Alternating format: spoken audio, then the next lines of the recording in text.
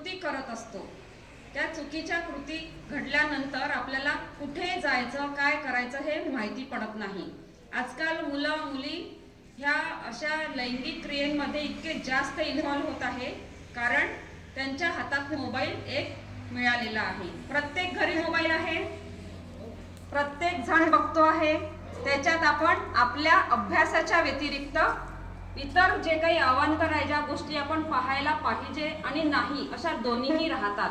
पण महत्त्वाचं असते आहे की तुम्ही त्याचा किती वेळ घेता आणि मोबाईलच्या माध्यमातून तुम्ही काय शिकता, स्वतःला काय आत्मसात करून घेता। पण आपण चुकीच्या वाईट गोष्टीकडे जास्त वळत आहे। त्यामुळे एक थोडंसं तुमचं स्टेबल तुम्हाला कुठे करायचं आहे या गोष्टी मी सांगणार आहे। महत्त्वाचं आहे की तुमचं दैनंदिन दिनचर्या, रोज आपण उठल्यानंतर काय करतो, ब्रश करतो, अजून शाळेत येता डायरेक्ट बस। रोज मला सांगा की कोण आपल्याकडे सकाळी उठल्यानंतर एक 15 मिनिटं तरी स्वतःला देतो, म्हणजे व्यायाम करायला, मेडिटेशन करायला, थोडंसं रनिंग किंवा वॉकिंग ह्या गोष्टी कोणी करतं का? नाही करत?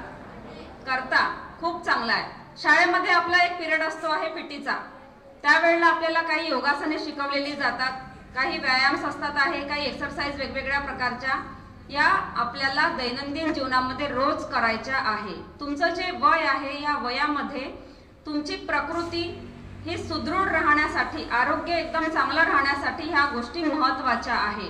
कारण तुम्हाला पुढे चालून खूप मोठं व्हायचं आहे, भावी माता होणार आहेत मुली आणि पुरुष तुम्ही होणार आहे। एक महत्त्वाचा रोल तुम्हाला प्ले करायचा असतो आहे, पण तुमची शरीरयष्टी आत्तापासूनच खुंटल्या जाणार तर तुम्ही पुढे काही करू शकत नाही।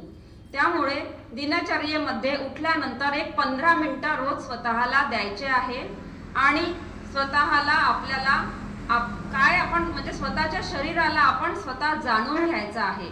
आपलं शरीर हे आपल्यासाठी फार महत्त्वाचं राहत असते, पण तुम्ही आपल्या शरीराच्या व्यतिरिक्त इतर लोकांच्या शरीराकडे बघता की तो कसा दिसतो आहे, त्याचं असं शरीर का बरं आहे, तो दिसायला एवढा सुंदर आहे, मी का बरं नाही, काही म्हणजे म्हणतात आहे की मी चांगला दिसतो, तो का नसा दिसत आहे, असं एकमेकांमध्ये तुलना करतात। मुलींमध्ये पण ह्या गोष्टी होत असतात आहे, ती किती सुंदर दिसते आहे, मग माझ्यामध्ये असं आहे। कमतरता कोणत्याही स्टुडंटमध्ये, कोणत्याही मुलांमध्ये, मुलींमध्ये कुठल्याही प्रकारची कमतरता राहत नाही। ती तुम्ही स्वतः मानसिकता तुमची तशी बनवलेली आहे, तुमच्या घरच्यांची, तुमची वातावरण जे आहे, तुमचा जो समाज आहे त्यांनी ती तुमची वास्तविकता थोडीशी बदलायची गरज आहे। परंतु आपण ह्या गोष्टी आजही करू शकलेलो नाही। कारण काय होते आहे की तुम्ही